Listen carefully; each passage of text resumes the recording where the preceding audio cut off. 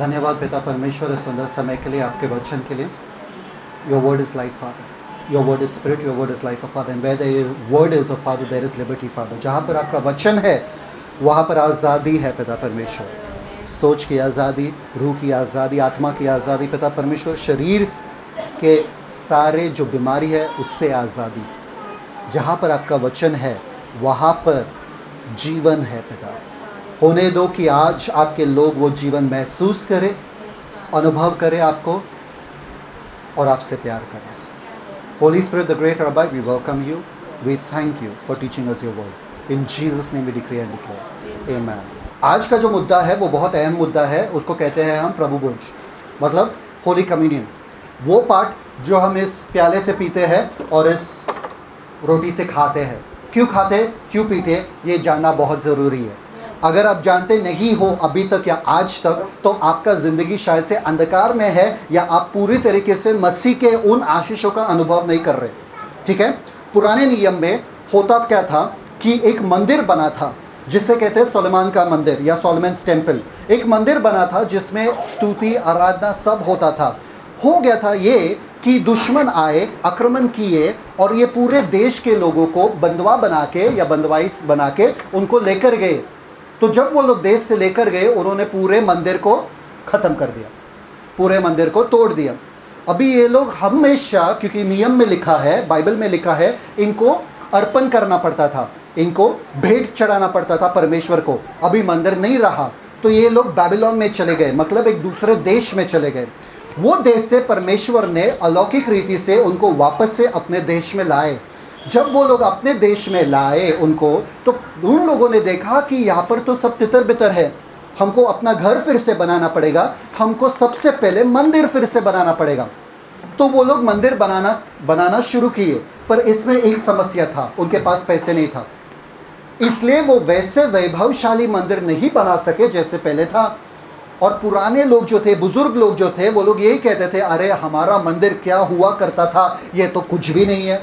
मालूम है ना, बुजुर्ग लोगों का आदत होती है ना, ये तो हमारे ज़माने में देखो, ये ज़माना तो कुछ भी नहीं है। अरे हमारे ज़माने में ये हुआ करता था, अरे शुद्ध घी मिलता था, डायरेक्ट गाय से घी आता था, सब वो लोग उस ज़माने में बहुत अच्छा था। फिर भी वो ज़माना हमने सब मालूम है क्या होता है। आमीन। तो वो लोग कहते थे कि ये मंदिर वो मंदिर के जैसे नहीं है। तो ये लोग का जो एंकरेजमेंट है या ये लोग का जो प्रोत्साहन है वो थोड़ा थोड़ा धीमा धीमा ये होने लगा। अरे यार प्रभु का मंदिर, अरे वैसा मंदिर नहीं है, अरे उतना पैसा नहीं है हमारे पास बनाने के लिए। तो जो अर्पण वो लोग लाते थे उनको बलि करना पड़ता था। किस चीज़ का? मेमने का बलि करना पड़ता था, उनको बहुत बलि करना पड़ता था और लगातार बलि करना पड़ता था। जब भी वो लोग पाप किए उनको बलि लाना पड़ता था। और वो प्रीस्ट जो है, याजक जो है, 2 बलि ऐसा आता था। एक बलि को वो लोग चढ़ाते थे, दूसरा बकरी जो है, या दूसरे गोट, बकरी, दूसरा जो बकरी जो है वो पापी को अपना हाथ उसके ऊपर रखना था और उसका पूरा पाप वो बकरी में चला जाता था और उस बकरी को भेज देते थे वो लोग रेगिस्तान में। कभी कभी क्या होता था, वो बकरी वापस से आ जाता था, तो एक लड़के को लेके उनको लेके जाते थे, बकरी के साथ वो जाता था और उसको पहाड़ से गिरा देता था। क्यों? क्योंकि उसका पूरा पाप वो बकरी के ऊपर चला गया और वो बकरी ने इसका पाप लेकर चला गया। तो ये लगातार लगातार लगातार पुराने नियम में होता रहा। ये लोग इतने तंग हो गए, इतने पक गए कि मलाकी 1:12 पढ़ो। मलाकी 1:12 पुराने नियम का आखिरी किताब। देखो वहाँ पर क्या लिखा है, परमेश्वर क्या कहता है वहाँ पे। Malachi 1:12 and then open 1 Corinthians 11. परंतु तुम लोग उसको यह कहकर अपवित्र ठहराते हो कि यहोवा की मेज अशुद्ध है। तो उन लोग क्या कहते थे वहाँ पे? वो लोग कहते थे कि यहोवा का मेज जो है तुच्छ है, यहोवा का मेज जो है इसमें अभी हमको पकड़ा है, हमको इतना मज़ा नहीं आ रहा है। क्या बार बार बकरी लेके जाना, मेमना लेके जाना, उसको लहू, उसका ये उसका वो, अभी घिन आ रहा है ये सब करके, क्या फ़ायदा? किसने देखा, क्या देखा, क्यों देखा? आगे पढ़ो। वचन 13, फिर तुम यह भी कहते हो यह कैसा बड़ा उपद्रव है। सेनाओं के यहोवा का यह वचन है, तुमने उस भोजन वस्तु के प्रति नाग, भौ, सिकोड़ी और अत्याचार से प्राप्त किए हुए और लंगड़े और रोगी पशु की भेंट बस। ले आते हो। तो वो लोग इतने पक गए कि वो लोगों ने सोचा कि हमारे पास जो मेमना है ना, जो बीमार है, जो लंगड़ा है, जो लूला है, ये सब लेके यहोवा को अर्पण करेंगे। वैसे भी हमारे पास पैसा कम है, अगर पैसा कम है तो सबसे बेहतरीन चीज़ हम अपने लिए रखते हैं, बाकी खराब वाला नोट जो है, जो नोट बाहर नहीं चलता है, वो यहोवा के मंदिर में डाल देंगे। जो नोट फटा है, जो नोट फटा हुआ है, जो नोट पे प्लास्टिक है, हाँ, में डाल देंगे। ऑफरिंग में डाल देंगे, खत्म। मालूम है डिमोनेटाइजेशन में उनको पता नहीं था नोट कहाँ डालना है। मोदी ने बोला कि ये नोट चलेगा नहीं, तो किधर चलाया? चर्च में। सब लोग ने नोट चर्च में डालना, हाँ हम डाल रहे हाँ, क्या डाले? वो नोट जो चलता नहीं है। ऐसा है, यहोवा के मेज को वो लोग हल्के में ले रहे थे। दो मेज है, एक मेज है पुराने नियम का और दूसरा मेज है नए नियम का, और दोनों के साथ बराबर में वही हो रहा है। हल्के में लिया जा रहा है, ये मेज हल्के में लिया जा रहा है। ये परमेश्वर का मेज है, जो परमेश्वर आपको बुलाता है।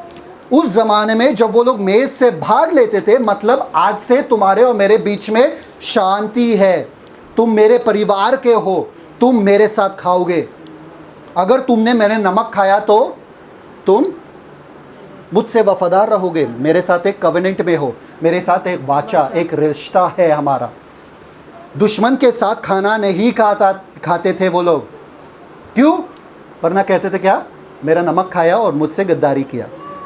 समझ में आ रहा है कि नहीं आ रहा है? खाने में कितना इंपॉर्टेंस है। इस मेज को वो लोग हल्के में ले रहे थे। अभी कुरिन्थियों में भी वही हुआ था।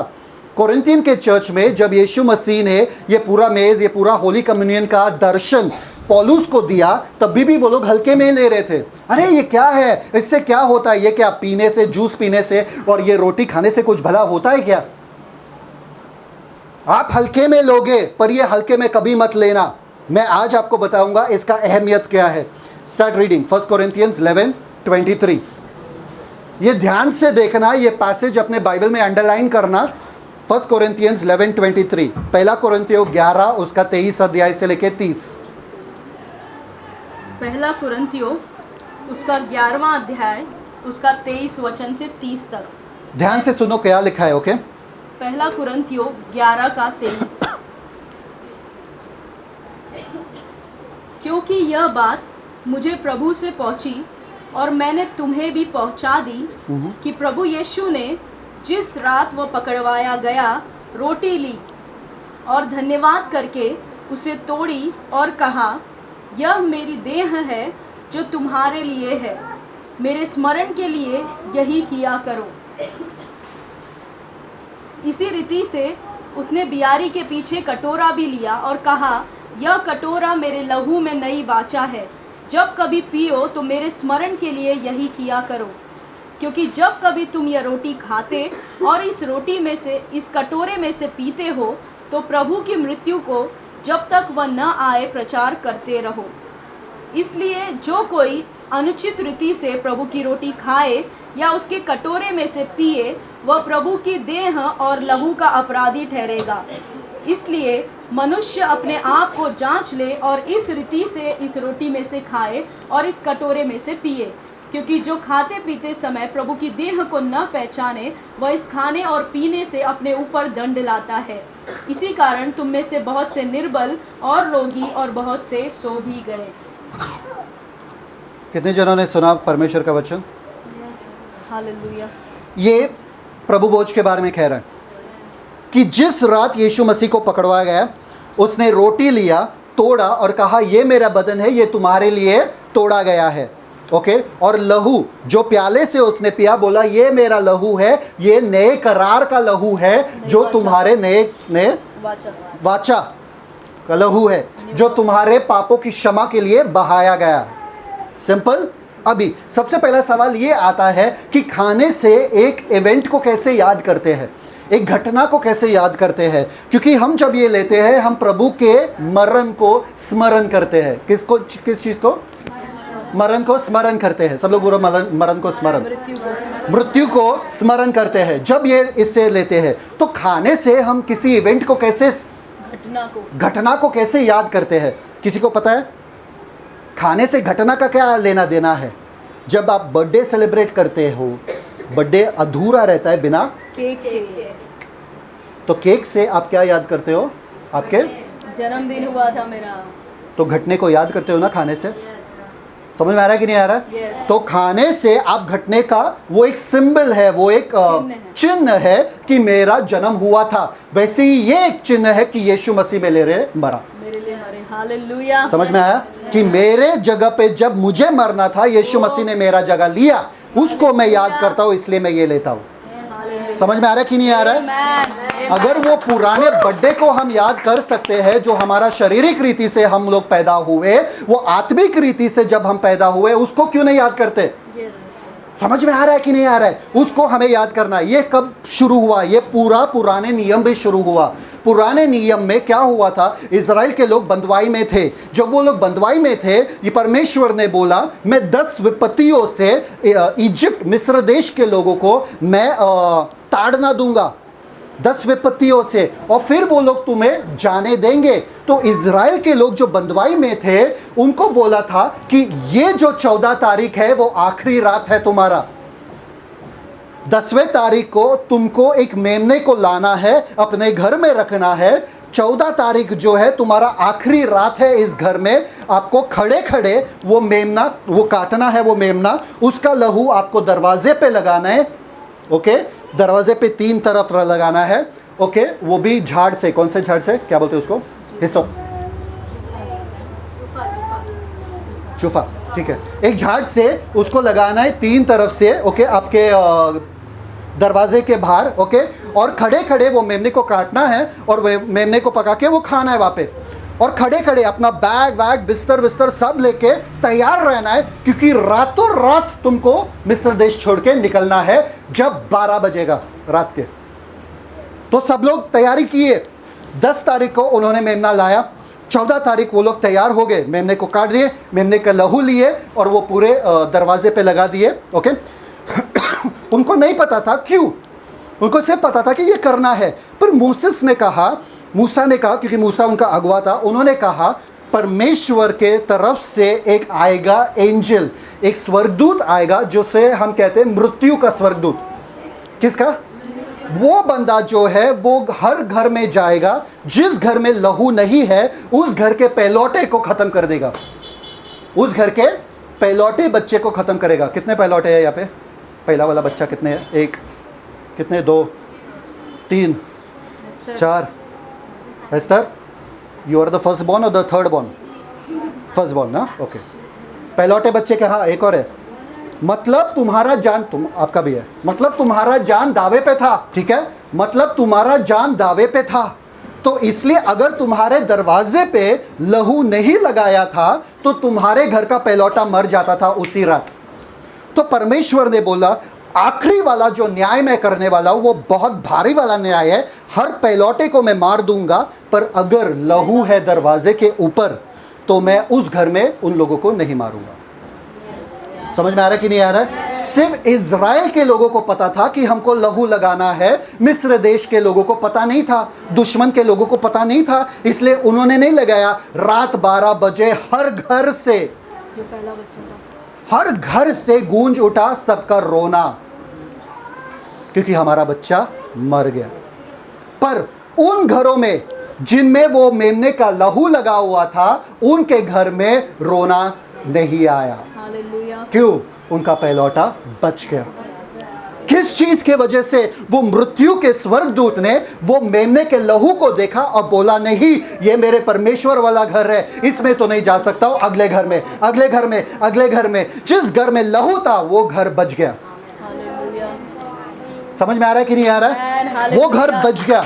और उसी को इज़राइल के लोगों को कहा जाता है कि इस दिन को याद रखना, कैसे मैंने तुम लोगों को रातों रात छुड़ाया, रातों रात छुड़ाया। और जिंदगी भर तुम ये याद करोगे, जिंदगी भर तुम ये मनाओगे। और इसी को कहते हैं फसह का पर्व, फसह का पर्व फसह का त्योहार या फसह का त्योहार।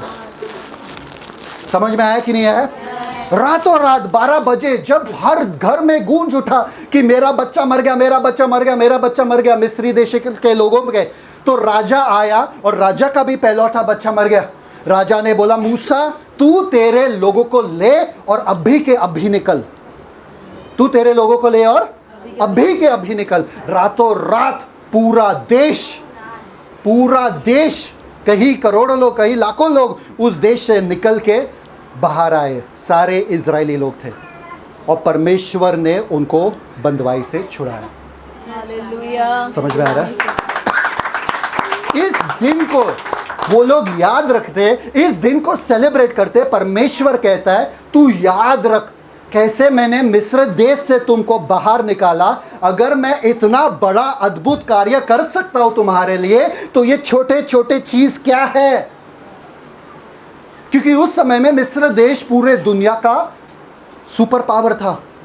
उसके जैसे देश कोई नहीं है, उनके हाथों से कोई भी किसी को छुड़ा नहीं सकता है। तो परमेश्वर कह रहे, जब आप यीशु मसीह में आते हो, परमेश्वर कह रहे अगर आपके पापों को मैंने यीशु मसीह के ऊपर डाल दिया, वहां पे आपको शैतान के किंगडम से, शैतान के राज्य से छुड़ाया मैंने, तो ये छोटी छोटी समस्या जो आपके जीवन में आता है वो क्या है?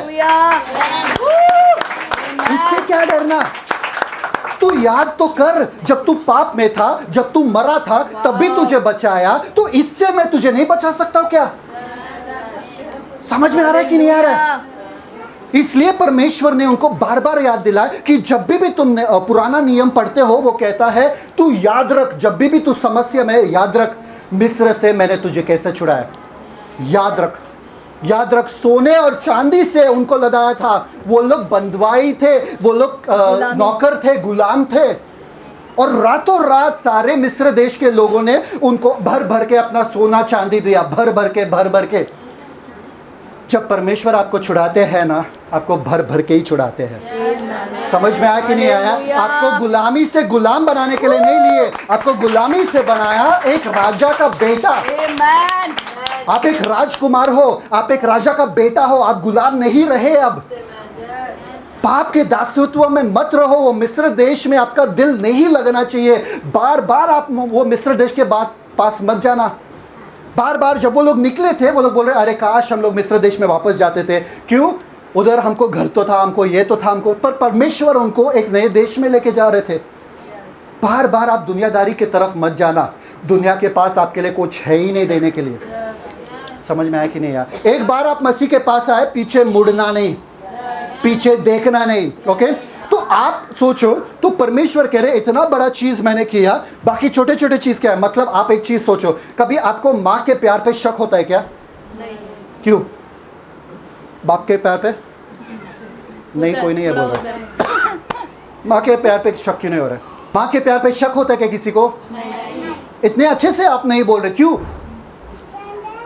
सबको पता है मन ही मन में कि 9 महीने तक जिस माँ ने मुझे रखा पेट में, जिस माँ ने इतना दर्द सह के मुझे निकाला, वो बाकी मेरे चीजों का ख्याल नहीं रखेगी क्या? मेरी जिंदगी का ख्याल नहीं रखेगी? माँ से ज्यादा कीमत आपका और कोई नहीं जानता है। अगर उतना बड़ा चीज मेरे माँ ने मुझे किया, मेरे लिए किया, इसलिए रात भर आपके बाजू में जब आप बीमार हो कौन बैठता है? पापा। क्यों? माँ क्यों? पापा के पास काम है ना, इसलिए पापा थक जाते हैं, सो जाते हैं। सिर्फ मम्मी के पास कुछ काम धंधा नहीं है, इसलिए मम्मी बैठी रहती है मेरे बाजू में रात भर। क्यों? क्योंकि मम्मी को कीमत मालूम है तुम्हारा, क्योंकि मम्मी ने दाम चुकाया तुम्हारा। परमेश्वर के साथ भी वैसा ही है। परमेश्वर कह रहा है इतना बड़ा दाम मैंने चुकाया तुम लोगों के लिए, क्या तुम मेरे लिए कीमती नहीं हो? तुमको ऐसे ही मैं मरने दूंगा, तुमको ऐसे ही बीमार रखूंगा मैं, तुमको ऐसे ही गरीब रखूंगा मैं। इसलिए मेरे बेटे के साथ मैंने सब कुछ दिया तुमको। आंखें खोलने की देर है, और आपकी आंखें खुलेगी इसको लेके, आपकी आंखें खुलेगी इसको लेके। क्योंकि जब इमाउस के रास्ते पे वो लोग जा रहे थे, 2 जन जा रहे थे, यीशु मसीह उनके पास आए और उनको पता ही नहीं था अरे ये यीशु मसीह है।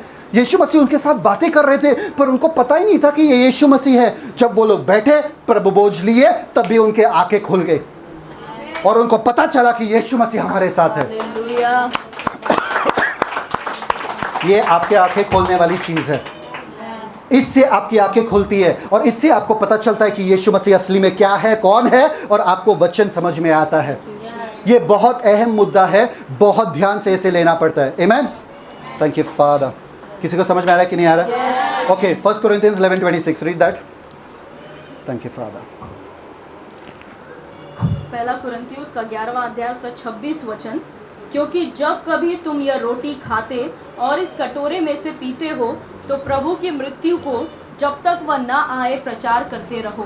परफेक्ट। जब तक तुम इस रोटी से खाते हो और इस कटोरे में से पीते हो, हाँ, तुम क्या दिखाते हो? प्रभु की मृत्यु को जब तक वह न आए प्रचार प्रभु के क्या? मृत्यु को। जी उठने को नहीं किया, मृत्यु क्यों?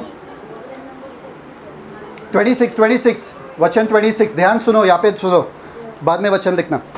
यहाँ पे 11:26, ओके, कोरिन्थियंस 11:26, ओके। प्रभु के मृत्यु को यहाँ पर लिखा है, प्रभु के पुनरुत्थान को। क्यों? सब लोग सोचते हैं या सब लोग नहीं? सब लोग बोलेंगे ब्रदर ही जवाब देंगे, हमको सोचने की जरूरत नहीं है। क्या है? क्यों? जल्दी जल्दी क्यों? पुनरुत्थान क्यों नहीं? मृत्यु इसलिए क्योंकि रोटी जो है यीशु के देह को दर्शाता है और जो लहू उसने क्रूस पर बहाया इसलिए लहू पीते हैं। पुनरुत्थान में वो सब नहीं हुआ। Okay, same. मैं बताता हूँ आपको, वापस से वो वचन पढ़ना। पहला कुरिन्थियों उसका 11वां अध्याय उसका 26 वचन, ध्यान से सुनना। क्योंकि जब कभी तुम यह रोटी खाते हाँ। और इस कटोरे में से पीते हो तो प्रभु की मृत्यु को जब तक वह न आए प्रचार करते जब तक वह न आए, जब तक वह न आए, जब तक आएगा कौन वापस? जो मरा है कि कोई जिंदा है? जो जिंदा है। जो जिंदा है वही आएगा ना वापस। तो प्रभु का पुनरुत्थान भी इसमें है, प्रभु का दूसरा आगमन भी इसमें है, रैप्चर भी है इसमें। समझ में आ रहा है? हालेलुया। समझ में आ रहा है कि नहीं आ रहा है? तो इसमें यही नहीं लिखा कि प्रभु के मृत्यु, आप प्रभु के मृत्यु को दर्शा रहे हो। मतलब जब भी वो स्वर्गदूत जा रहा है, जिस घर पे वो लहू है उसको पता है ये लोग प्रभु के लोग हैं। आप किसको दिखा रहे हो? आप रिसीट दिखा रहे हो। किस चीज का रिसीट? रिसीट पता है आपको? पर्ची।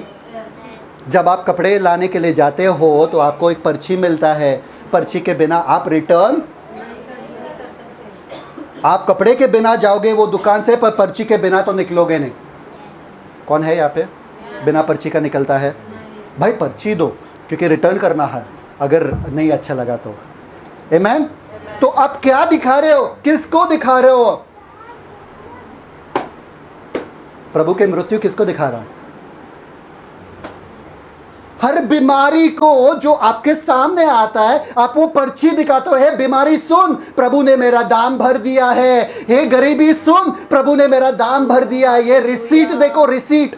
आमेन। जब तक प्रभु नहीं आते वापस, ये रिसीट पर्ची दिखाते रहो, पर्ची। आमेन। हर अंधकार के शक्ति को पर्ची दिखाओ। मैं तो, प्रभु ने मुझे बचाया है, मैं तो प्रभु का बेटा हूं। तू मुझे छू कैसे सकता है?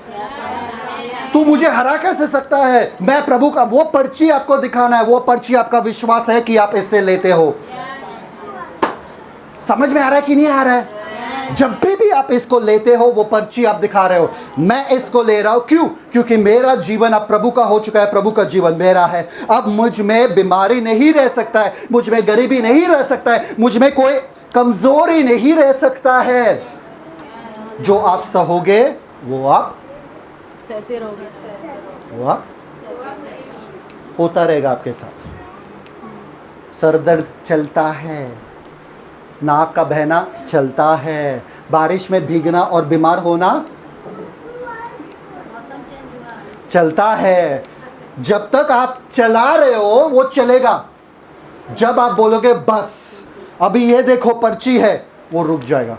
आमेन। समझ में आ रहा है कि नहीं आ रहा है? कोई है मेरे साथ कि नहीं है? Yes, amen. परफेक्ट। नेक्स्ट, जब भी आप इस चीज को लेते हो, जब भी वो स्वर्गदूत जाता था, वो मृत्यु का स्वर्गदूत वो देता था कि ये लहू है यहाँ पे, तो वो कहता था कि इसमें तो परमेश्वर के जन रहते हैं, इसको छूना नहीं है, इसको टच नहीं करना है। एक चीज याद रखना, वो मेमने को मरना पड़ा ताकि वो पहलौठा ना मरे।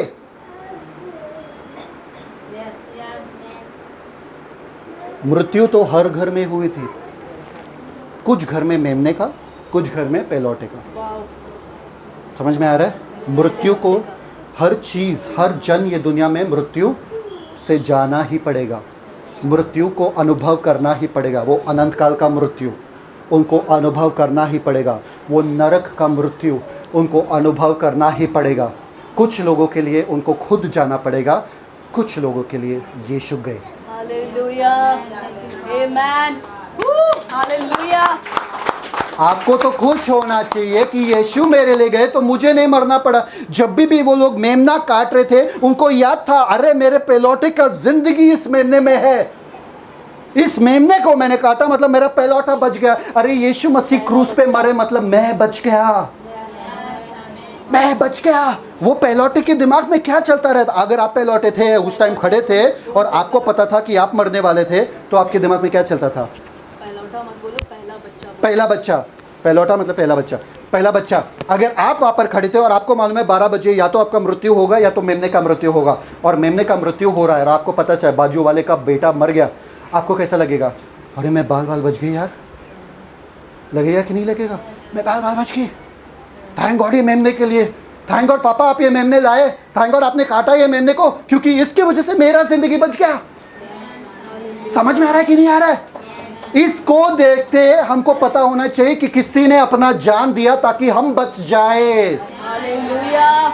उससे बड़ा मिरेकल, उससे बड़ा चमत्कार आपके जिंदगी में है नहीं कि आपको उद्धार मिला। ये बाकी चमत्कार सब छोटे हैं, सबसे बड़ा चमत्कार ये है कि आपको उद्धार मिला। समझ में आ रहा है? वो मेमने को गरीब बनना पड़ा ताकि आप अमीर बनो। 1 कोरिन्थियंस 8:9 या 2 कोरिन्थियंस 8:9? 1 कोरिन्थियंस 8, 2 कोरिन्थियंस 8:9। वो मेमने को गरीब बनना पड़ा ताकि आप अमीर बनो। वो मेमने को पाप बनना पड़ा ताकि आप धर्मी हो जाओ। 2 कोरिन्थियंस 5:21। वो मेमने को श्रापित बनना पड़ा ताकि आप आशीष पाओ। गलेशियंस 3:13 और 14। वो मेमने को बीमारी अपने ऊपर लेना पड़ा ताकि तुम स्वास्थ्य में जियो। मैथ्यू 8:16 और 17। समझ में आ रहा है कि नहीं आ रहा है? या तो वो मेमना बीमारी उस मेमने पे रहेगा कि तुम पे, आपको डिसाइड करना है। अगर आपके बदन पे बीमारी है मतलब आपने अभी तक मेमने के पास नहीं देखा, यीशु के पास नहीं देखा, क्योंकि यीशु ने आपका बीमारी किधर लिया? अपने ऊपर लिया। Okay okay, perfect. तो 1 कोरिन्थियंस 11:30 पढ़ो। 1 कोरिन्थियंस 11:30। Thank you father. पहला कुरिन्थियों उसका 11वां अध्याय उसका 30 वचन। पहला कुरिन्थियों 11:30। इसी कारण तुम में बहुत से निर्बल और रोगी हैं और बहुत से सो भी गए। इस कारण तुम्हारे बीच में बहुत से निर्बल, बहुत से रोगी और बहुत से सो गए मतलब उनका मृत्यु हो गया। तुम्हारे बीच में, किसके बीच में? कलीसिया के बीच में। कलीसिया के बीच में बीमार लोग हैं, कलीसिया के बीच में रोगी लोग हैं, कलीसिया के बीच में मृत्यु हो रहा था उस समय में। तो पौलुस कह रहा है कि इस कारण, किस कारण? वो कारण हमें जानना जरूरी है। वर्स 29, सब लोग ध्यान दो। पहला कुरिन्थियों उसका 11 अध्याय 29 वचन। जो लोग बाइबल खोले हैं पहला कुरिन्थियों 11 पे ही खोल के रखो। पहला कुरिन्थियों 11 का 29 वचन। क्योंकि जो खाते पीते समय प्रभु की देह को न पहचाने, प्रभु के देह को ना पहचाने, वह इस खाने और पीने से अपने ऊपर दंड लाता है। What's happening? आवाज कम। वह इस खाने और पीने से अपने ऊपर दंड लाता है। जो प्रभु के देह को नहीं पहचानते हैं वो बीमार पड़ते हैं। जो प्रभु के देह को नहीं पहचानते वो रोगी होते हैं, वो मर जाते हैं। देह को पहचानना मतलब क्या? ये जो प्याला है वो आपके उद्धार के लिए है। सब लोग बोलो, मेरे उद्धार के लिए यीशु मसीह का लहू बहा। सब लोग बोलो, मेरे उद्धार के लिए यीशु मसीह का लहू बहा। यीशु मसीह का लहू बहा। क्योंकि हिब्रूज 9:22 में लिखा है कि बिना लहू बहाए पापों की क्षमा नहीं होती है। तो लहू का बहाना जरूरी था। किसका लहू? या तो आपका या तो यीशु का। आपके जगह पे यीशु मसीह का लहू बहा। तो जब आप ये प्याले से पीते हो, आपको पता है ये दाम परमेश्वर ने मेरे लिए चुकाया। इतना कीमती हूं मैं, इतना कीमती हूं मैं। जब मैंने मेरा पहला बाइक लिया था ना, मैं हमेशा वो बैठे बैठे ना सिर्फ वो चाबी को निहारता था, क्योंकि मेरा पहला बाइक है, मेरे पैसे से है, मेरा पहला बाइक है। मैं निहारता, बाइक को नहीं देख के, चाबी को देख के। चाबी क्या था? बाइक का सिंबल था, बाइक का चिन्ह था। बाइक असली में था क्या? नहीं, ये एक चिन्ह है। इसको देख के हमको पता चलता है कि कितना दाम परमेश्वर ने हमारे लिए चुकाया और कितना परमेश्वर हमसे प्यार करते हैं। समझ में आया? आपका कीमत आप अपने पति से नहीं जान सकते हो, आपका कीमत आप अपने बच्चों से नहीं जान सकते हो। मेरे बच्चे मेरे कीमत ही नहीं जानते, नहीं जानेंगे। पति नहीं जानते, अरे नहीं जानेंगे। आपका कीमत आपको जानना है ना, इस प्याले में देखो, एक एक बूंद उस बदन से टपका आपके छुटकारे के लिए, एक एक बूंद। तो ये लहू जो है आपके उद्धार के लिए और ये रोटी जो है आपके चंगाई के लिए, क्योंकि उनका बदन तोड़ा गया, उनके बदन पे जो छलनी किया गया था उनके बदन को, ताकि आपका बदन स्वस्थ रहे, आपका बदन परिपूर्ण रहे, आप में कुछ कमी ना हो, इसलिए उनका बदन तोड़ा गया। रीड आइज़ाया 53:5। आइज़ाया 53:5। यशाया कि फादर पुराने नियम में यशाया उसका 53, उसका 53, उसका 5वां वचन। यशाया 53 का 5। मैं बाइबल का पेज नंबर बोल दूंगी, जिसके पास भी हिंदी बाइबल है डायरेक्ट खोल सकते हैं। 874, 874 page number. Same Bible, same ही रहेगा बाइबल। 874 खोलो, आप लोग का बाइबल सेम ही रहेगा नए नियम में, सॉरी पुराने नियम में। यशाया उसका 53, उसका 5। यशाया 53 का 5वां वचन। परंतु वह हमारे ही अपराधों के कारण घायल किया गया, वह हमारे अधर्म के कामों के कारण कुचला गया, हमारी ही शांति के लिए उस पर ताड़ना पड़ी, कि उसके कोड़े खाने से हम लोग चंगे हो जाएं। उसके कोड़े खाने से हम लोग। अच्छा, एक चीज़ आपको पता है, जब छोटा बच्चा है ना, माँ का दूध पीता है, ओके, आप लोग क्या कहते हो मम्मी से? कुछ भी खाओ, चाइनीज़ खाओ, सड़ा हुआ चीज़ खाओ तो भी चलेगा। आप दूध पिला रहे हो ना बच्चे को चाइनीज़ का मज़ा तभी से आ जाएगा। बोलते हो क्या मम्मी को? मम्मी को क्या बोलते हो? हेल्दी खाओ, अच्छा खाओ, अच्छी चीज़ खाओ ना। क्यों? क्योंकि बच्चा को वो पौष्टिकता आपके तरफ से मिल रहा है। मिल रहा है कि नहीं मिल रहा है? तो पूरा दुख किसको उठाना पड़ रहा है? मम्मी को। मम्मी को। पूरा दुख किसको उठाना पड़ रहा है? मम्मी को। क्या खाना पड़ता है? वो पालक खाना पड़ता है ना, और क्या करेला खाना पड़ता है, और क्या क्या क्या क्या बहुत कुछ खाना पड़ता है ना। टॉर्चर है मम्मी के लिए, पर मम्मी वो दुख सह रही है और आनंद कौन ले रहा है? बच्चा। पौष्टिकता किसको मिल रहा है? उनके खोड़े खाने से जब मार उनके बदन पे हुई, हमको चंगाई मिला। उनको वो ताड़ना हुआ, उनके ऊपर वो दंड हुआ, उनके ऊपर, ताकि हम आजाद रहे। अब जब आपको पता है कि दाम दिया गया है, आप बीमार कैसे रह सकते हो? आप एक दुकान में जाओगे, अगर पैसा दिया गया है तो आप क्या करोगे? आप बोलोगे भाई मेरा सामान दो, पैसा दिया है। बोले कहाँ पैसा दिया? देखो रिसीट, पैसा दिया, पर्ची, पैसा दिया है। वो बोलेगा नहीं नहीं नहीं नहीं। फिर आप क्या करोगे? घर जाओगे और बोलेगे मम्मी को, मम्मी वो नहीं दे रहा है, या आप लड़ाई करोगे वहाँ पे? क्या करोगे? भाई पैसा दिया है इस चीज़ का, दो मुझे। कैसे नहीं दोगे? मुझे मालूम है पैसा दिया गया है। ऐसे आपको बीमारी के साथ करना है। अरे बीमारी तू मेरे बदन में क्या कर रहा है? तुझे पता नहीं है कि पैसा दिया गया है, दाम चुकाया गया है, ताकि मैं आज़ाद रहूं, ताकि मैं चंगा रहूं। बीमारी लग, क्रोसिन है क्या, डिस्प्रिन है क्या, एस्प्रिन है क्या? टैबलेट्स के नाम मालूम है, पर 3 वचन नहीं मालूम है जो बाइबल में लिखा है कि तुम चंगे हो चुके हो। अगर 3 वचन आपके पास है ना बाइबल के, आप चंगे हो जाओगे। आमीन। सब लोग मेरे साथ है। Hebrews 9:28। इब्रानियों उसका 9वां अध्याय 28। इब्रानियों उसका 9वां अध्याय, उसका 28 वचन।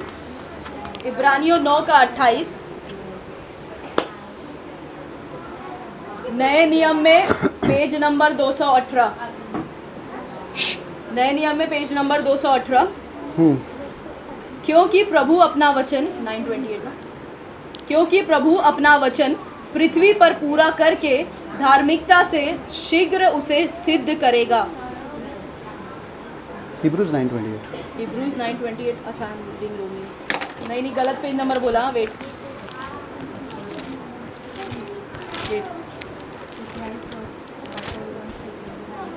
310 है, नए नियम में 310। नए नियम में पेज नंबर 310, इब्रानियों का 9वां अध्याय, उसका 28 वचन। वैसे ही मसीह भी बहुतों के पापों को उठा लेने के लिए एक बार बलिदान हुआ, और जो एक मिनट, एक बार मसीह बलिदान हुआ बहुतेरों का पापों को उठाने के लिए। आगे, और जो लोग उसकी बाट जोते हैं, जो लोग उसके इंतजार करते हैं। सोते हैं, जो लोग बार बार सोते हैं या बाट जोते हैं? बात जोते। आगे, उनके उद्धार के लिए क्या? दूसरी बार बिना पाप उठाए हुए दिखाई देगा। आएगा वापस। किन के लिए आ रहा है वापस? जो उनके इंतजार में खड़े हैं, बैठे हैं। आपके पास अगर पर्ची नहीं है ना, वो आके चले जाएंगे, आपको पता भी नहीं चलेगा। ये पर्ची है, क्योंकि ये दिखाना है जब तक प्रभु वापस ना आए। और ये जब आप दिखा रहे हो, ये कह रहे हो कि मैं आपके लिए रुका हूँ, मैं आपके लिए रुका हूँ, मैं आपके लिए रुका हूँ, आपके इंतज़ार में रुका हूँ। आपको पता है टिकट जब आप लेते हो ट्रेन का, लेते ही आप फाड़ देते हो क्या? कोई है यहाँ पे लेते ही ट्रेन का टिकट फाड़ देता है? कई लोगों के पर्स में तो ट्रेन का टिकट 4 दिन 5 दिन बाद भी रहता है। समझ में आ रहा है क्यों इतना कीमती है वो ट्रेन का टिकट? पैसा भरा है। और दूसरा टीसी आएगा, टीसी का भी डर होता है ना, है ना? जब तक आप अपने स्थान तक नहीं पहुंचते हो, आप वो टिकट संभालते हो। ये आपका टिकट है, ये करते जाना है जब तक यीशु मसीह वापस नहीं आते। समझ में आ रहा है?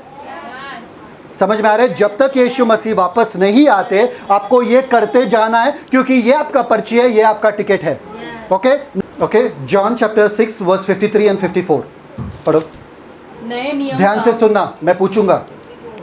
नए नियम का पेज नंबर 139, 139। नए नियम का पेज नंबर 139, यूहन्ना उसका 6ठा अध्याय, उसका 53 वचन। 53 एंड 54।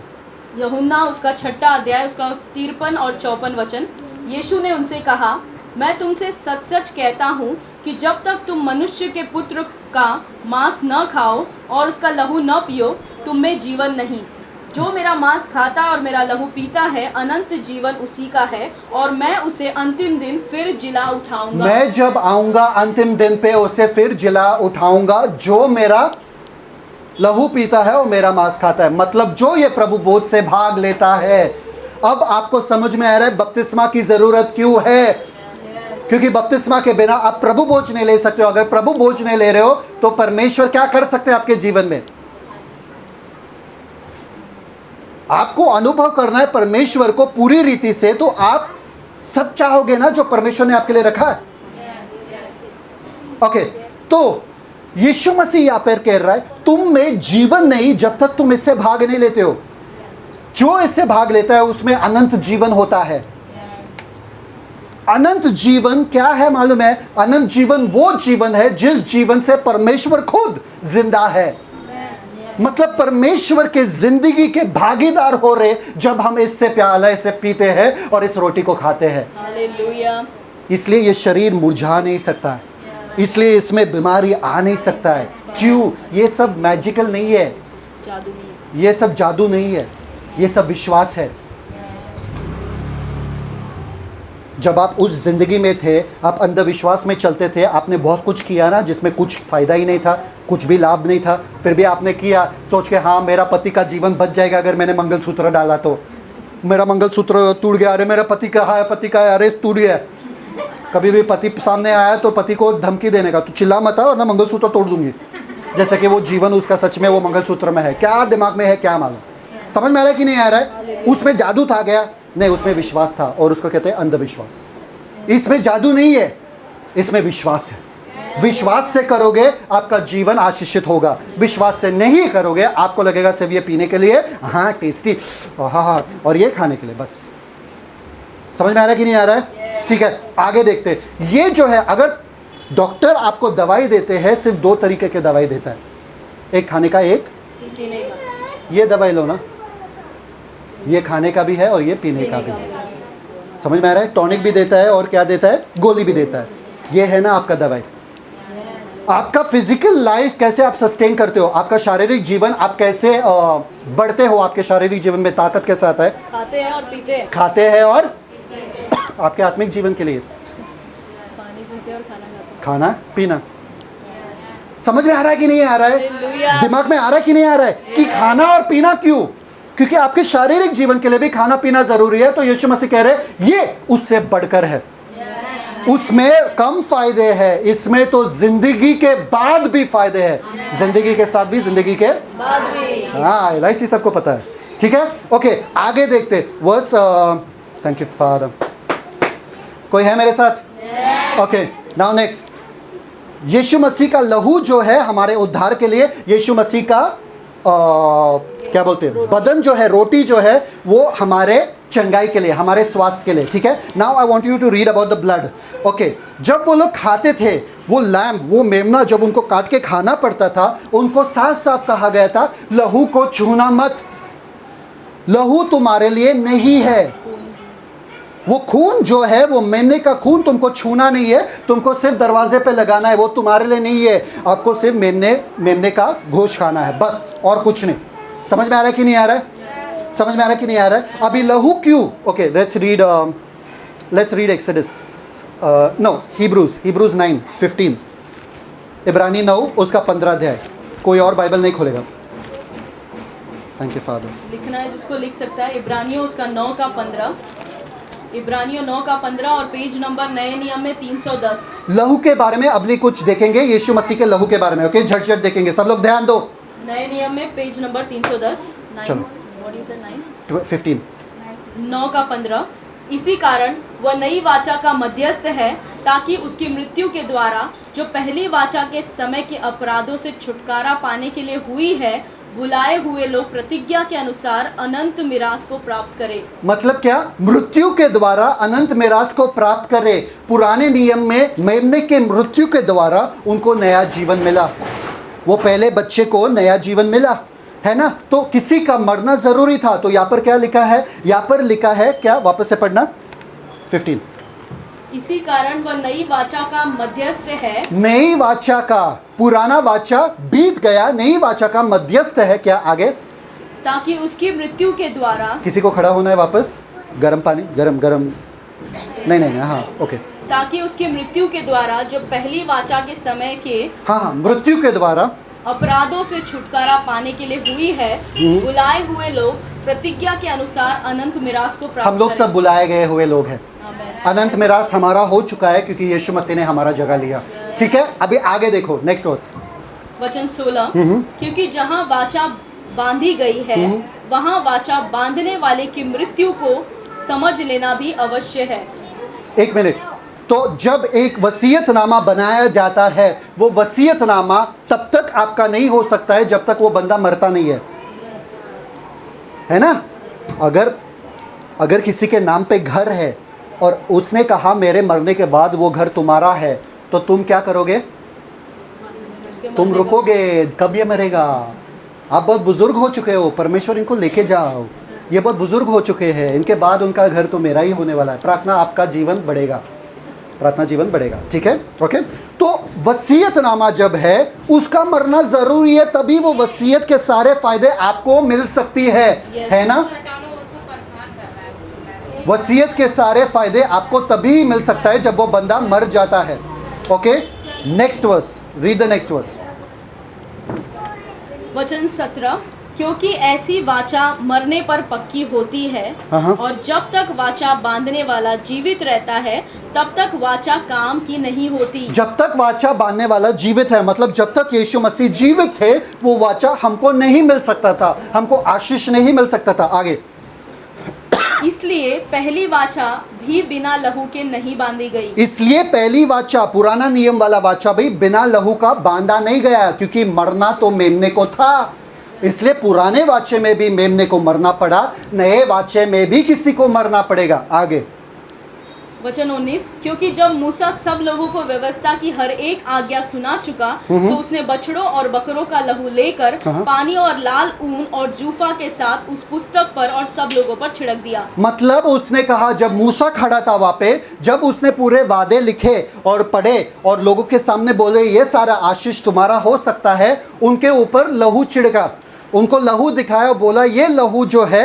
इसने दाम भरा ताकि ये सारे आशीष तुम्हारे हो सकते हैं। समझ में आ रहा है कि नहीं आ रहा है? ये सारे आशीष तुम्हारे हो सकते हैं और ये सारे श्राप तुम्हारे होंगे अगर तुमने वादे का आज्ञा पालन नहीं किया तो।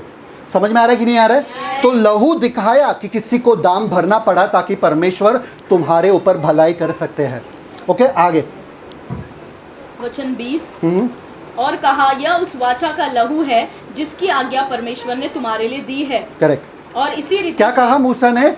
ये वाचा का लहू है, ये वाचा का लहू है, ये वाचा का लहू है। मतलब वाचे को लहू की जरूरत थी, लहू के बिना वाचा अधूरा है। ओके, नेक्स्ट, आगे। और इसी रीति से उसने तंबू और सेवा के सारे सामान पर लहू छिड़का। आगे। सच तो यह है कि व्यवस्था के अनुसार प्राय सब वस्तुएं लहू के द्वारा शुद्ध की जाती हैं और बिना लहू बहाए पापों की क्षमा नहीं। बिना लहू बहाए पापों की क्षमा नहीं। आगे। इसलिए अवश्य है कि स्वर्ग में की वस्तुओं के प्रतिरूप पर इन बलिदानों के द्वारा शुद्ध किए जाएं, पर स्वर्ग में की वस्तुएं स्वयं उनसे उत्तम बलिदानों के द्वारा शुद्ध की जाती। स्वर्ग की वस्तुओं को भी शुद्ध करना है। स्वर्ग का वाचा अगर हमको चाहिए तो स्वर्ग में किसी को लहू लेकर जाना पड़ेगा। हमको स्वर्गीय आशीष चाहिए कि धरती वाला आशीष चाहिए? स्वर्गीय। अगर स्वर्गीय वाला आशीष चाहिए, धरती वाला आशीष उनको मिला लहू के द्वारा, स्वर्गीय आशीष वाला कैसा मिलेगा? लहू के द्वारा। पर किसी को जाके लहू दिखाना पड़ेगा वहां पे कि लहू बहाया है। आगे। क्योंकि वचन 24, क्योंकि मसीह ने उस हाथ के बनाए हुए पवित्र स्थान में जो सच्चे पवित्र स्थान का नमूना है प्रवेश नहीं किया, पर स्वर्ग ही में प्रवेश किया ताकि हमारे लिए परमेश्वर के सामने दिखाई दे। वो यीशु मसीह इस हाथ के बनाए हुए तंबू में लहू लेकर नहीं गए। यीशु मसीह स्वर्गीय स्थानों में परमेश्वर के सामने अपना लहू लेकर दिखाए और गए और बोलो इन लोगों को आशीष मिलना चाहिए क्योंकि उनके लिए मैंने लहू बहाया। हालेलुया, आमेन। समझ में आ रहा है कि नहीं आ रहा है? इस लहू का वो कीमत है कि यीशु मसीह ने दिखाया पिता को, देखो मैंने दाम भर दिया है, अभी तुम बेझिझक इनके ऊपर अपना आशीष बरसा सकते हो, बेझिझक इनको प्यार कर सकते हो, बेझिझक अपना कृपा अनुग्रह इन पे डाल सकते हो बिना कोई रोक टोक। आगे। Thank you father. वचन 25, यह नहीं कि वह अपने आप को बार बार चढ़ाए, जैसे कि महायाजक प्रति वर्ष दूसरे का लहू लिए पवित्र स्थान में प्रवेश किया करता है। वो महायाजक को बार बार लहू चढ़ाना पड़ता था। आगे। नहीं तो जगत की उत्पत्ति से लेकर उसको बार बार दुख उठाना पड़ता। Perfect, पर आगे। अब युग के अंत में वह एक ही बार प्रकट हुआ है। एक ही बार प्रकट हुआ और वो भी काफी था। आगे। ताकि अपने ही बलिदान के द्वारा अपने ही बलिदान के द्वारा, अपने बदन, अपने बॉडी, अपने ब्लड के द्वारा, आगे, बलिदान के द्वारा पाप को दूर कर दे। और जैसे मनुष्यों के लिए एक बार मरना और उसके बाद न्याय का होना नियुक्त है, वैसे ही मसीह भी बहुतों के पापों को उठा लेने के लिए एक बार बलिदान हुए और जो लोग उसकी बाट जोहते हैं उनके उद्धार के लिए दूसरी बार बिना पाप उठाए दिखाई देगा। किसके लिए बलिदान उठ किए? आपके लिए। अगर आप विश्वास करते हो, अगर विश्वास करते हो तो आप इससे भाग लोगे और कहोगे यीशु मसीह जब भी मैं इससे भाग लेता हूँ मुझे मालूम है मुझे ले जाने के लिए कोई आ रहा है, मुझे ले जाने के लिए कोई आ रहा है। कौन आ रहा है? जिसने मुझसे इतना प्यार किया कि ये लहू मेरे लिए बहाया, ये बदन मेरे लिए दिया। वो प्यार करने वाला, वो मेरा प्रिय, वो मुझे उठा कर लेकर जाने के लिए आ रहा है। जैसा एक दुल्हन एक दूल्हे के लिए रुकता है, वैसे ही आपको रुकना है यीशु मसीह के लिए। कोई कभी दुल्हन बना है यहाँ पे? यस।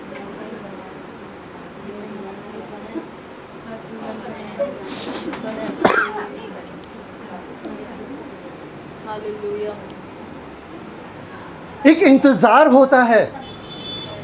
अगर आप सच में उनसे प्यार करते हो ना, जिससे आप प्यार करते हो और उनसे आपका शादी हो रहा है, एक इंतजार होता है, एक बेकरारी होता है, एक अलगाव होता है कि मैं दुनिया में नहीं व्यस्त हो सकता हूं, क्योंकि मुझे अपने आप को पवित्र रखना है, मुझे अपने आप को रखना है तैयार कि मेरा दुल्हा कभी भी आ सकता है।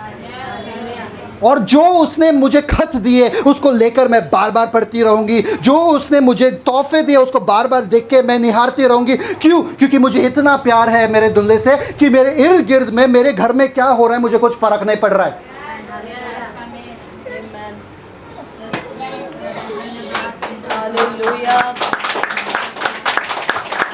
आपको लगाव ही नहीं होना चाहिए। इनको पूछो, जब इनको पता था कि उनका शादी मेरे साथ हो रहा है, उनका मन लगा क्या उनके घर पे? नहीं लगा। क्यों नहीं लगा? उनको मालूम था अभी एक नए घर में उनको प्रवेश करना है, उनको मालूम था अभी कुछ ही दिन है जिसमें मेरा शादी होने वाला है। उनको नहीं मन लगा, उन्होंने कुछ नहीं किया। क्या किया? घर पे काम किए वगैरह, झाड़ू पोछा वगैरह सब किए थे? नहीं किए। मम्मी को ही करना पड़ा। नहीं किए ना, थोड़े बहुत किए ना, हाँ थोड़े बहुत किए, ठीक है। पर उनका मन अभी इसमें ही था कि मेरा शादी होने में, मेरा शादी होने में, मेरा शादी, मुझे जाना, मुझे जाना, मुझे जाना है। अगर दूल्हा अच्छा मिलता है तो आपके साथ ऐसा होता है। अगर दूल्हे का चेहरा नहीं देखे शादी तक तो ऐसा नहीं होता है। हुआ था, है ना? ऐसा नहीं होता। आमीन। तो आप बेकरार हो? क्या आप बेकरार हो? अगर हो ना, हर दिन जब भी आप ये लेते हो उनके याद में लोगे कि जिसने मुझसे कहा तू डर मत, ना तेरा दिल जो है कमज़ोर हो। क्यों? क्योंकि मैं जा रहा हूँ और तुम्हारे लिए घर तैयार कर रहा हूँ ताकि तुम मेरे साथ रहो जहाँ पर मैं हूँ, और तुझे उठा कर लेकर जाने के लिए मैं आ रहा हूँ। हालेलुया, हालेलुया, आमीन। समझ में आ रहा है? ये दिखाता है कि आप तैयार हो। यीशु मसीह आ जाओ, यीशु मसीह आ जाओ, यीशु मसीह आ जाओ। और इस दुनिया का कुछ भी आपसे चिपक नहीं सकता है। आपका मन टूटेगा ही नहीं, क्योंकि आपका मन उधर लगा ही नहीं है, आपका मन यीशु में लगा है। आपको दुख होएगा ही नहीं, कोई भी कुछ भी कहे आपसे, आपको दुख होएगा नहीं, आपका मन उधर नहीं। कुछ भी कहो, अभी कुछ ही दिन बैठना है तुम्हारे साथ, तुम्हारा मुंह कुछ ही दिन देखना है, उसके बाद तो मैं जा रही हूँ, मेरे घर पे जा रही हूँ, है ना? तो कुछ फ़र्क पड़ता है क्या? हाँ, चिल्ला चिल्ला गाली दो, कुछ भी दो, चलेगा। क्या है, यही पापा गाली दे रहे, यही मम्मी गाली दे रही, ये भाई बहन गाली दे रहे, इससे तो मैं तो निकल रही हूँ। जब आप इस मनसा से बैठते हो दुनिया में कि मैं इस धरती से तो निकलने वाला हूँ, झट से काम करा के बस निकलो, वाह, आपका दुनिया बदल जाएगा। कोई दुख आपको दे नहीं सकता है, कोई तकलीफ दे नहीं सकता है। बोलता है in this world you will have tribulation but in me you will have peace. Be a good cheer for I have overcome the world. मुझ में तुझे शांति मिलेगी। मुझ में रहो ना, मेरे दुंकी में रहो, मेरे सोच में रहो, मेरे विचारों में रहो, मेरे ख्यालों में रहो ना, मेरे बारे में दिन रात सोचो। सॉन्ग ऑफ सोलोमन कभी पढ़े किसी ने? श्रेष्ठ गीत कभी बाइबल में पढ़े किसी ने? कोशिश किया पढ़ने का? उसमें एक लड़की है जो अपने प्यार में इतना दीवानी है कि दिन रात उसी के सपने देखती है, दिन रात उसी के बारे में सोचती है। अभी सब नौजवान जाके श्रेष्ठ गीत पढ़ेंगे।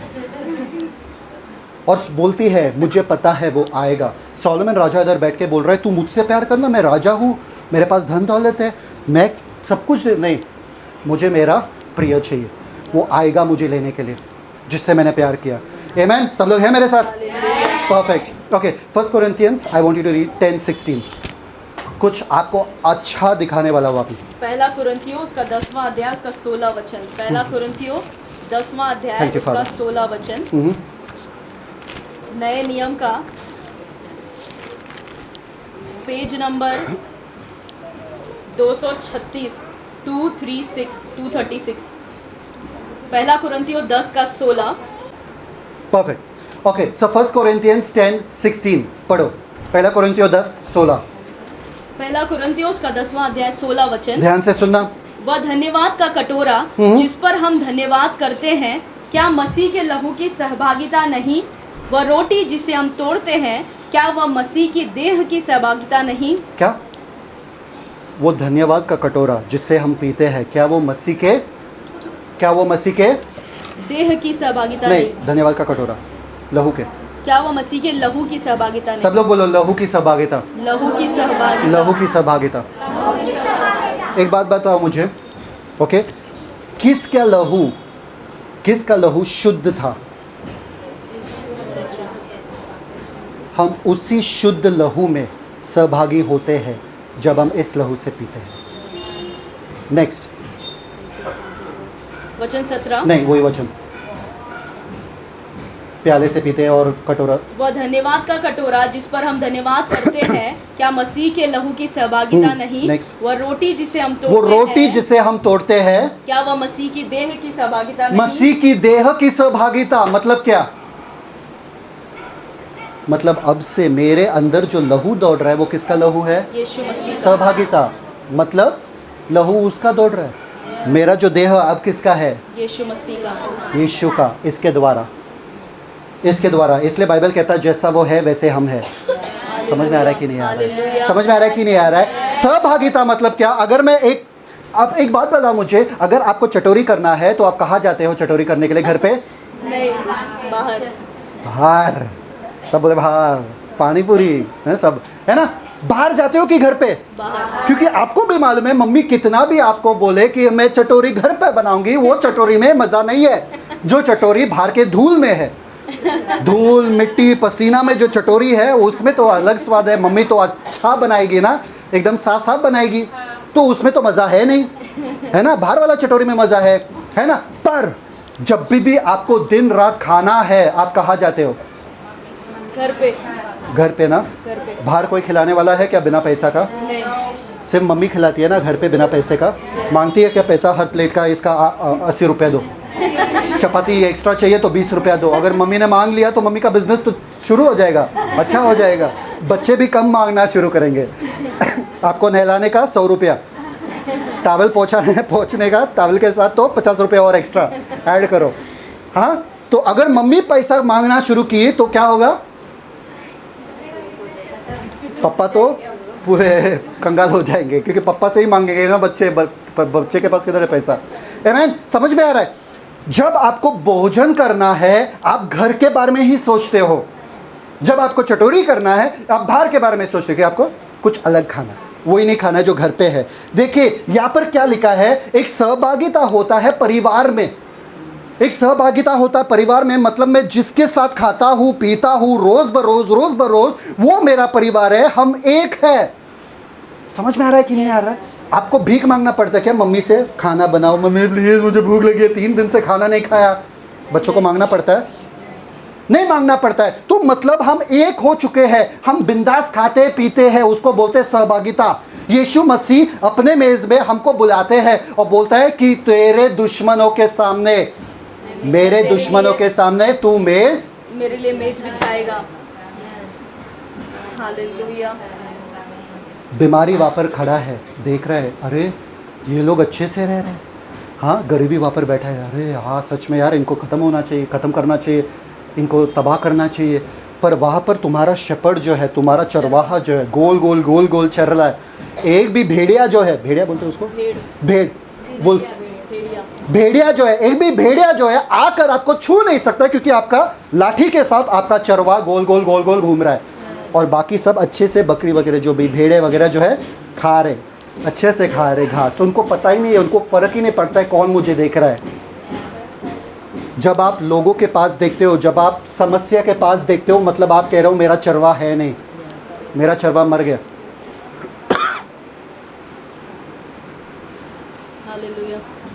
अभी आओ मेरे पास और बोलो मेरे घर में बहुत समस्या है, तो पहले सवाल मैं आपसे पूछूंगा आपका चरवा कहाँ है? अगर आपके पास चरवाहा है तो आपका समस्या के ऊपर से ध्यान हटना चाहिए, क्योंकि आपका चरवा आपका देखभाल करेगा।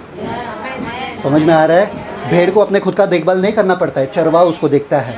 भेड़ के खुद के पैर भी ऊपर नहीं आ जाते, अगर वो उल्टे हो गए तो वो सीधे भी नहीं हो सकते, चरवा को आकर उनको सीधा करना पड़ता है। वो अलग बात है कि हम में से कुछ ऐसे लोग हैं जो उल्टा हो जाते, सीधा नहीं हो सकते बेड के ऊपर, है ना, है ना, है ना? तो चरवा को ही आके उनको सीधा करना पड़ता है। आप कुछ नहीं कर सकते हो, इसलिए यीशु मसीह ने कहा मेरे बिना तुम कुछ नहीं कर सकते हो। अपने चरवाहा के ऊपर अपनी निगाहें रखना, अपने नजरें रखना, ठीक है? Now see that 1 Peter 1:18 and 19। Thank you father. पहला पत्रस उसका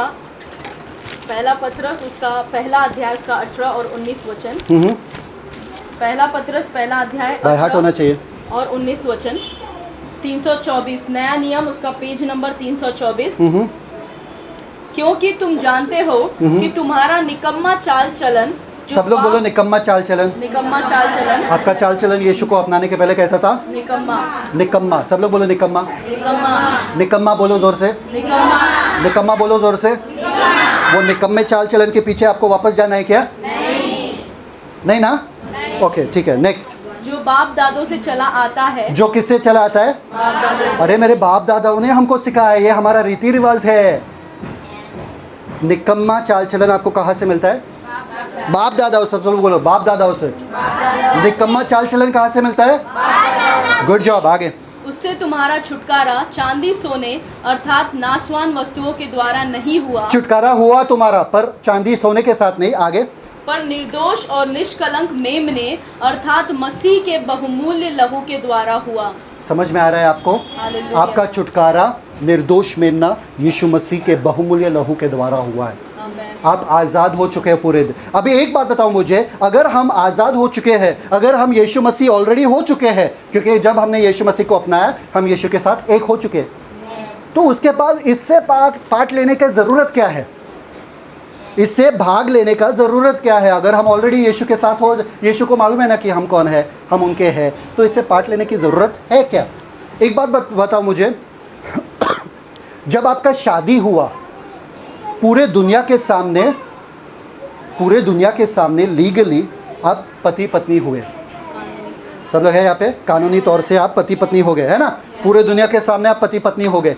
उसके बाद अगर आप कहते थे अरे इसके साथ बैठने की ज़रूरत क्या है, इसके साथ रहने की ज़रूरत क्या है, पूरे दुनिया को पता है ना कि हम पति पत्नी है, छोड़, मैं अपने घर पे रहती हूँ, इसको अपने घर पे रहने दो, चलेगा क्या?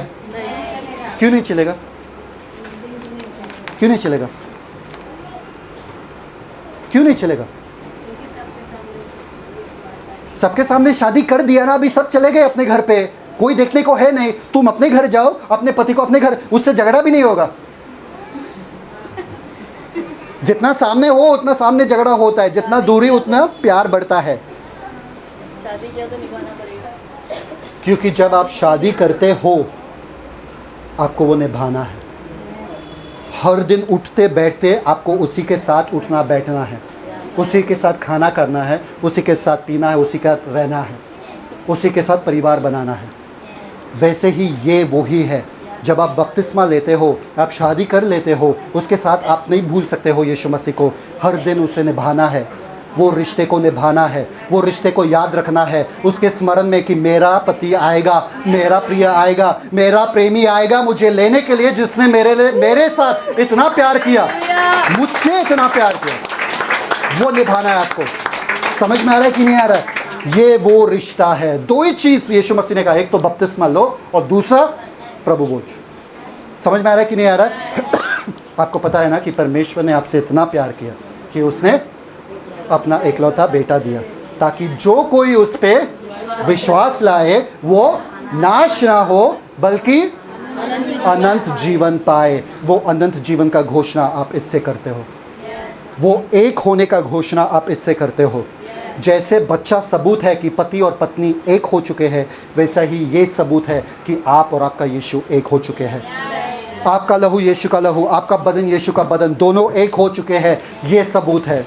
एक बार एक आदमी था, बहुत बुजुर्ग बाप था, जो बहुत अमीर था, बहुत ज़्यादा अमीर था, और उसके पास एक नौकर था वगैरह सब था। ओके, उसके बेटे को बुलाया जाता है आर्मी में लड़ने के लिए, आर्मी में लड़ने के लिए। ओके, तो उनके बेटे को बुलाया लड़ने के लिए, तो उनका बेटा चला जाता है। कई महीने तक वो बाप ऐसा ही बैठा रहता है कि मेरा बेटा आएगा, मेरा बेटा आएगा, मेरा बेटा आएगा, रुका रहता है, मेरा बेटा आएगा। एक दिन ऐसा हुआ रात के अंधेरे में कि एक टप टप टप टप करके दरवाजे पे खटखटाहट, तो आया, खोला दरवाज़ा और देखा कि एक आदमी है वहाँ पर जो यूनिफॉर्म में, मिलिट्री यूनिफॉर्म में है, और बड़ा सा तोहफा उसके हाथ में है। तो बाप ने बोला कि आप कौन हो? तो बोला आप जो है इनके पापा हो? तो वो बोले हाँ मैं उनके पापा हूँ। तो बोले ये तोहफा आपके बेटे ने भेजा आपके लिए। तो वो बोलने लगा कि मेरा बेटा कैसा है? बोला सर जी आपका बेटा जो है वो मर चुका है। ये बाप को धक्का हुआ, ये बाप को शौक लगा कि मेरा बेटा जो है मर गया है, कैसे, क्या हुआ उनको? तो वो आदमी ने बोला कि आपके बेटे ने मेरा जान बचाया। जब मुझे गोली लगने वाली थी उसने खुद पे गोली लिया और वो मर गया ताकि मैं आज ज़िंदा हूँ। और ये जो जीवन मेरा है ना, वो आपके बेटे के बदौलत है। हालेलुया। वो बंदे ने बोला कि ये तोहफ़ा जो है ये आपके लिए है। वो पिता रोते रोते रोते रोते वो तोहफ़ा लेकर गया अंदर और जाके बैठा, अग्नि के पास बैठा, आग के पास बैठा वहाँ पे। और जब वो बोला, सोचा कि इस तोहफ़े को मैं खोलता हूँ और देखता हूँ कि ये तोहफ़ा है क्या। खोला तो एक बड़ा सा फ़ोटो फ्रेम था और वो फ़ोटो फ्रेम में उसके बेटे का पेंटिंग था, जो ये भाई ने बनाया, जो ये बंदे ने बनाया, उसका पेंटिंग था। बहुत ख़राब लुकिंग पेंटिंग था, इतना खास नहीं था, पर कैसा भी आड़ा टेढ़ा करके एक पेंटिंग था। वो बाप के आंसू रुक नहीं रहे थे। उसने वो फ्रेम को सबसे अच्छी जगह पे लगा दिया और दिन रात उसको देखते देखते देखते कुछ ही हफ्ते में वो बाप भी मर गया। बाप भी मर गया। हुआ ये उसके बाद कि ऑक्शनिंग चालू हो गया। ऑक्शनिंग मतलब बोली लगाना, है ना, बोली क्या बोलते हैं उसको, बोली लगाना। क्योंकि पूरा इतना बड़ा पैलेस है, इतना बड़ा कीमती सामान है, तो दुनिया के सारे रईस लोग, सारे अमीर लोग आए वहाँ पे और उन्होंने बोली लगाना शुरू कर दिया। उन्होंने बोला कि हमको ये चाहिए, वो चाहिए, ये चाहिए, वो चाहिए। सब लोग देख रहे थे, हाँ मैं वो लूँगा, मैं वो गाड़ी लूँगा, मैं वो लूँगा, मैं ये लूँगा। अच्छा कीमती सामान है। वो बंदा आया ऊपर, एक बंदा जो लॉयर है, वकील है, वो आया ऊपर और वो बोला अब हम बोली शुरू करने वाले। सबसे पहला बोली लगाया जाएगा ये पेंटिंग के लिए, जो उसके बेटे का पेंटिंग था। ये पेंटिंग के लिए बोली लगाया जाएगा। किसको ये पेंटिंग चाहिए? सब लोग बोला अरे क्या बकवास पेंटिंग है, क्या किसको चाहिए, किसको नहीं चाहिए। हाँ? मुझे वो चाहिए, मुझे वो वाला चाहिए, मुझे वो वाला चाहिए, वो नहीं चाहिए, कर दो ख़त्म कर दो इसको। एक हाथ ऊपर से आता है, पीछे से बाहर, बहुत देर के बाद एक हाथ ऊपर आता है, कहता है मुझे वो चाहिए पेंटिंग, पर मेरे पास इतना देने के लिए है नहीं, शायद से 5 रुपया 50 रुपया ऐसा कुछ है मेरे पास जो मैं दे सकता हूँ। वो वकील ने बोला और कोई है यहाँ पे जिसको पेंटिंग चाहिए? तो किसी ने हाथ ही ऊपर नहीं किया। सब बोला अरे दे दो इसको यार, ख़त्म कर दो, बाकी पैलेस वैलेस का पूरा घर बार का हमको चाहिए, पेंटिंग हटा दो। तो बोला ठीक है, तुमको पेंटिंग मिल गया, ले लो, पेंटिंग तुम्हारा हो चुका है। तो वो आके 50 रुपये देता है, पेंटिंग उसको दिया जाता है और वो ठप करके बोली ख़त्म कर देता है। सब लोग बोलते हैं अरे बोली कैसे ख़त्म हुआ, ये बाकी सब चीज़ वगैरह सब क्या है, इसका क्या कौन करेगा, बोली तो करो इन चीज़ों का भी। लॉयर ने बोला, वकील ने बोला बाप का यही आखिरी इच्छा था या वसीयतनामा में लिखा था कि जो मेरे बेटे से प्यार करता है, जो मेरे बेटे का पेंटिंग लेगा, पूरा जायदाद उसका होगा। हालेलुया। समझ में आ रहा? और वो जिसने वो पेंटिंग लिया वो उसी घर का नौकर था। वो नौकर का ज़िंदगी एक ही दिन में बदल गया।